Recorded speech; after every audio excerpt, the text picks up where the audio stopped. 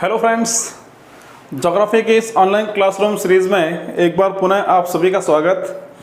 साथियों, हम राजस्थान ज्योग्राफी की क्लासरूम पढ़ रहे हैं और राजस्थान ज्योग्राफी के अंतर्गत हम राजस्थान की प्रमुख नदियों की बात कर रहे हैं। अभी हम जो पिछला वीडियो हमारा था उस वीडियो में हमने राजस्थान में अरब सागरीय अपवा तंत्र की एक नदी माही नदी के बारे में बात की थी।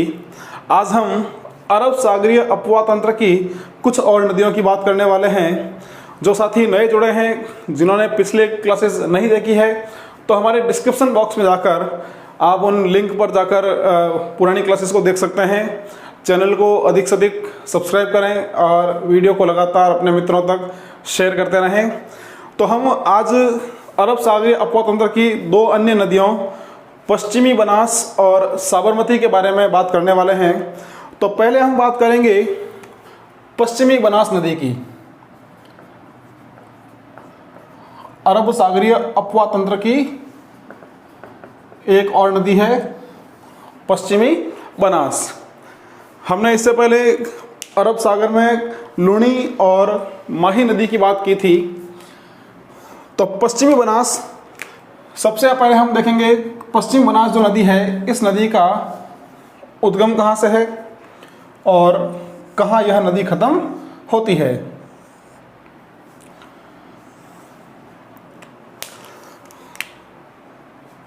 तो यहाँ हमारा सिरोही जिला, और सिरोही जिले के अंतर्गत एक गांव है।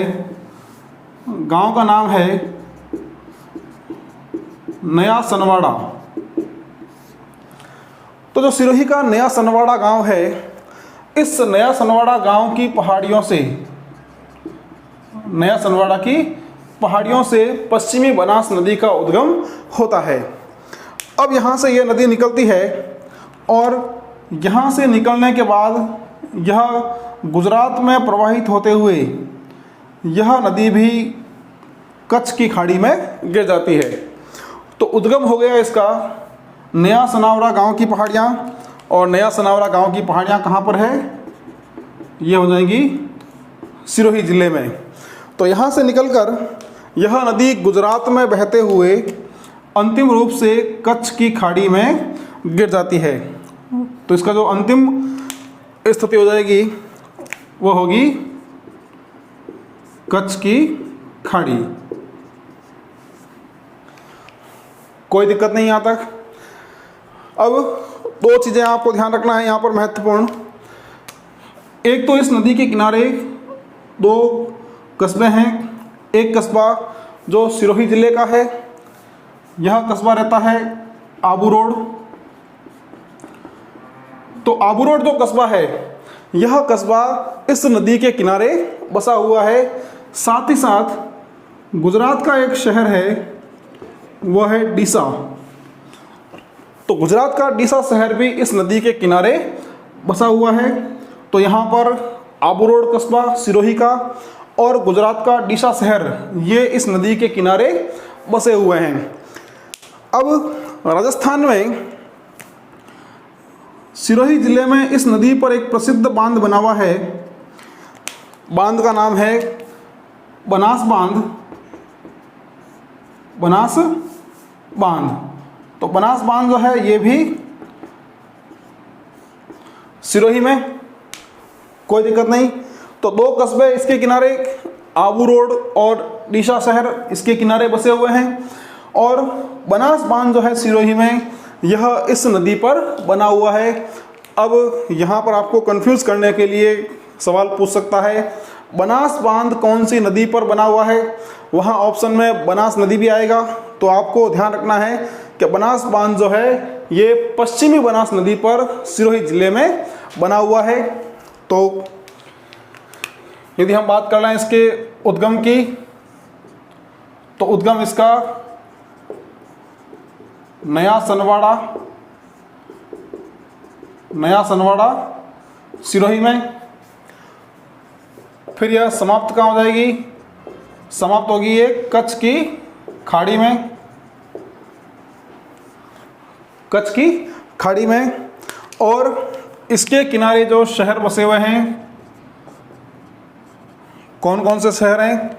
तो एक शहर है इसके किनारे आबू रोड,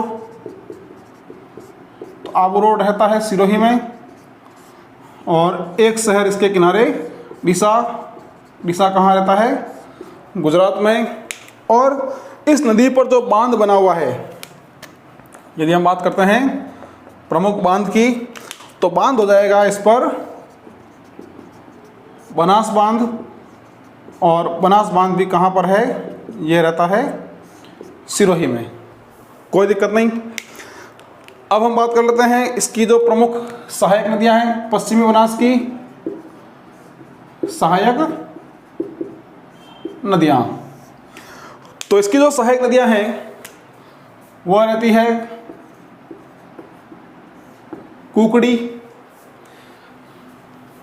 उसके बाद सुकली, और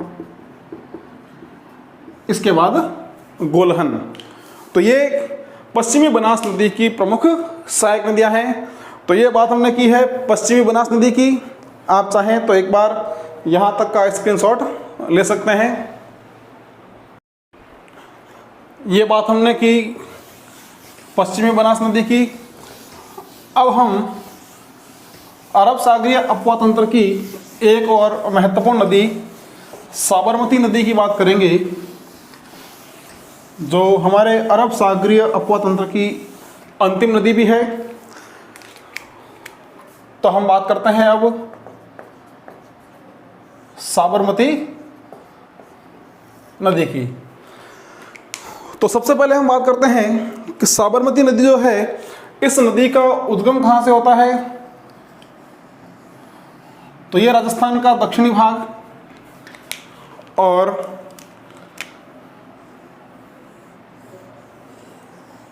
यहाँ रह जाएगा गुजरात।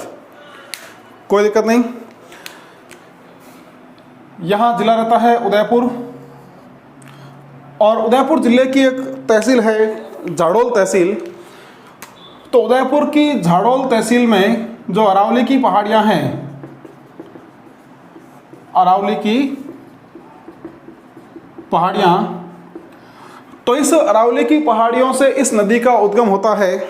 अब ये अरावली की पहाड़ियाँ कहाँ पर? तो ये रहती है झाड़ोल, और झाड़ोल हो जाएगा उदयपुर में। तो उदयपुर के झाड़ोल में अरावली की पहाड़ियों से इस नदी का उद्गम होता है, और यहाँ से निकलने के बाद यह गुजरात में बहते हुए यह नदी खंबात की खाड़ी में गिर जाती है।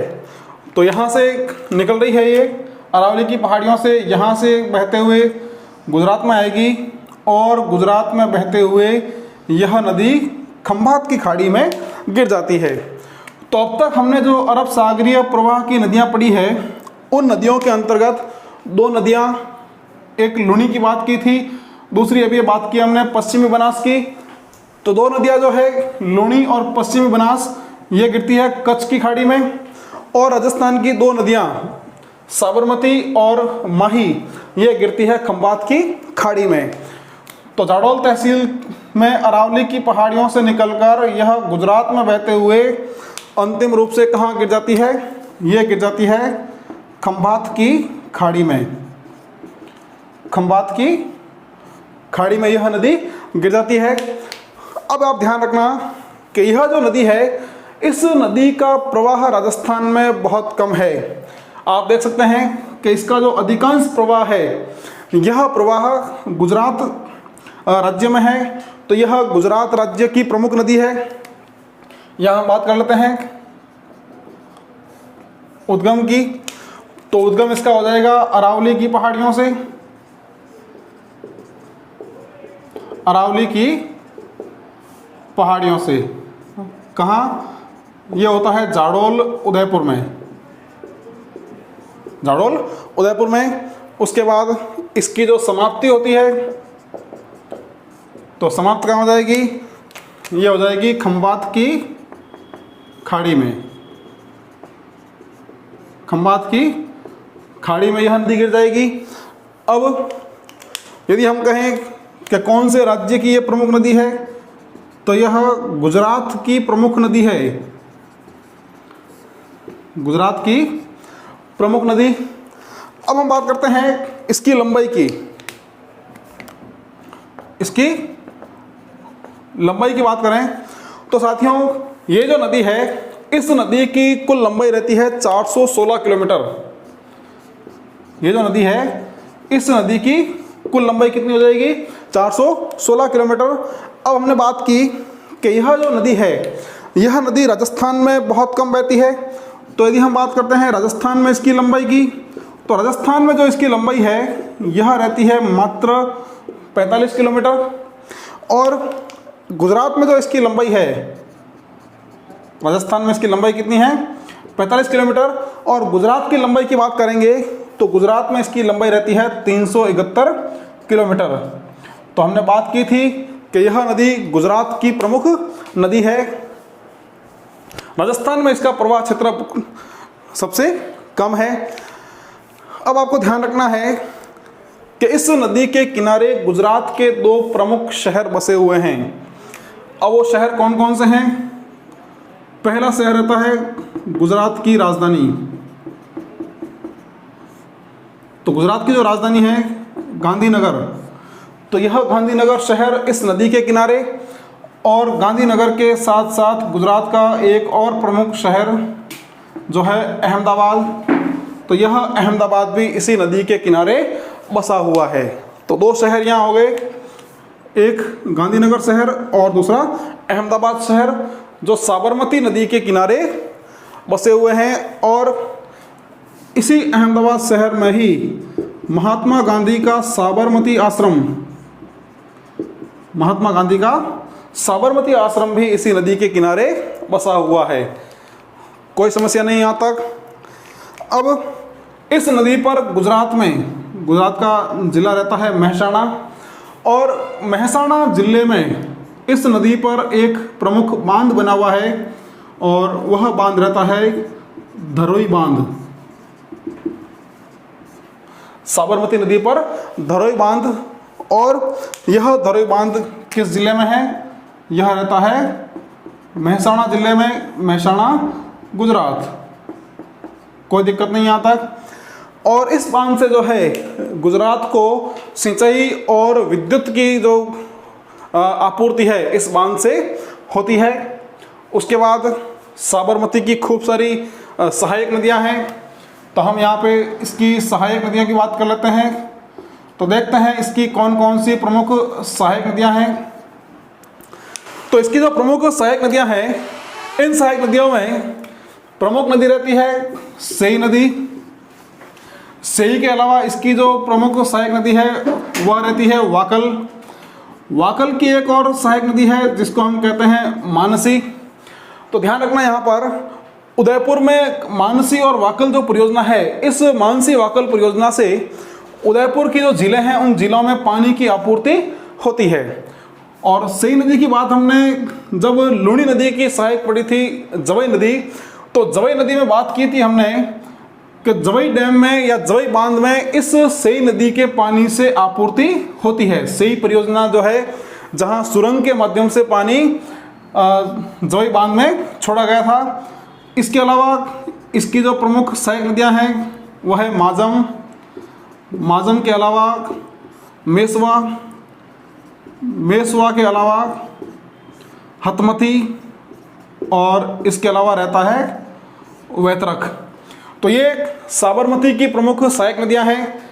सेई नदी हो जाएगा, वाकल, और वाकल की सहायक नदी मानसी, उसके बाद माजम, फिर मेसवा, हतमती और वैतरक। तो ये हमने बात की है साबरमती नदी की। आप चाहें तो एक बार स्क्रीनशॉट में इसको सेव कर सकते हैं। चलिए, यहाँ तक हमने बात की साबरमती नदी की। तो ये राजस्थान में अरब सागरीय अपवाह तंत्र की प्रमुख नदियाँ थी। अब एक जो सवाल यहाँ बनता है वह सीधे सीधे इस तरह से बनेगा कि आपको 4 नदियाँ देगा और 4 नदियों में आपसे पूछ लेगा कि निम्न में से कौन सी अरब सागरीय अपवाह तंत्र की नदी है, या निम्न में से कौन सी बंगाल की खाड़ी की अपवाह तंत्र की नदी है। तो हमने यहाँ तक राजस्थान में अरब सागरीय अपवाह तंत्र की नदियाँ पढ़ी है। अब हम इन सभी नदियों को एक टेबल के माध्यम से याद करने का प्रयास करेंगे। तो हम अरब सागरीय जो अपवा तंत्र है, इन सभी नदियों को एक टेबल के माध्यम से यहां समझ लेते हैं।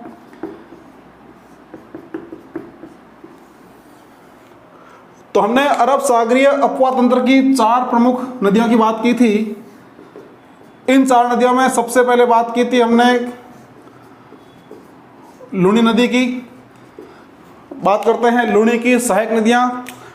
तो लूनी की सहायक नदियों में बात की थी हमने जोजरी नदी की। जोजरी के बाद हमने बात की थी मीठड़ी, उसके बाद सुकड़ी, सागी, गुहिया, बांडी, जवई और लीलड़ी की। तो ये लूनी की प्रमुख सहायक नदियां। उसके बाद हमने बात की अरब सागरीय अपवा में दूसरी, वह थी पश्चिमी बनास। और पश्चिमी बनास की जो सहायक नदियां हैं ये रहती है सुकली, कुकड़ी और गोलहन। फिर हमने बात की थी साबरमती नदी की। और साबरमती की जो सहायक नदियां हमने पढ़ी है आज, वह थी माजम, मेसवा, सेई, हथमती, वाकल। वाकल की सहायक पढ़ी थी हमने मानसी, उसके अलावा वैतरक। तो ये साबरमती की प्रमुख सहायक नदियां। और साबरमती के बाद अरब सागरीय अपवा तंत्र की सबसे महत्वपूर्ण नदी रहती है, वह रहती है माही नदी। और माही की जो सहायक नदियां हैं, हमने बात की थी सोम। सोम की सहायक थी जाखम, इसके अलावा इरू। फिर हमने बात की थी चाप, हरण, लाखन।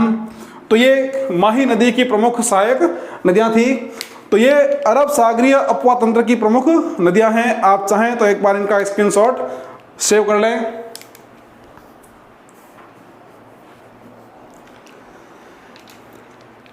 तो यहां तक की चर्चा के अंतर्गत हमने बात की है राजस्थान में अरब सागरीय अपवा तंत्र की प्रमुख नदियों की। अब अगली जो हमारी क्लास रहेगी, उस क्लास में हम राजस्थान के तीसरे और सबसे महत्वपूर्ण अपवा तंत्र बंगाल की खाड़ी के अपवा तंत्र की बात करने वाले हैं। राजस्थान में जो अधिकतम सवाल आपके पूछे जाते हैं वो बंगाल की खाड़ी के अपवा तंत्र से पूछे जाएंगे, जिसमें हम चंबल और उसकी सहायक नदियों की बात करने वाले हैं। आप यहाँ तक हमारा अरब सागरीय अपवा तंत्र समाप्त हुआ।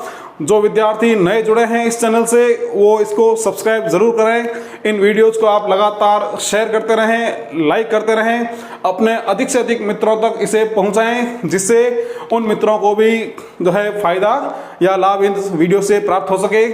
अगली क्लास के साथ बहुत जल्द हम फिर मिलने वाले हैं। तब तक के लिए धन्यवाद। Thank you.